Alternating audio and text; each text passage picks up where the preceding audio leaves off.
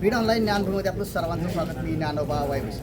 बीड जिल्हा रुग्णालयामध्ये आज लोकार्पण सोहळा होतो आहे. राज्याचे उपमुख्यमंत्री तथा बीड जिल्ह्याचे पालकमंत्री अजितदादा पवार यांच्या शुभ हस्ते या ठिकाणी कार्डियाक लॅबचं उद्घाटन होत आहे. माझ्या पाठीमागं पाहायला गेलं तर राज्याचे आरोग्य विभागाचे संचालक आहेत, उपसंचालक आहेत, त्याचबरोबर जिल्हा शल्य चिकित्सक आहेत, आरएमओ आहेत आणि जिल्हा प्रशासनाच्या आरोग्य विभागाचे वरिष्ठ अधिकारी या ठिकाणी पाहायला मिळतात.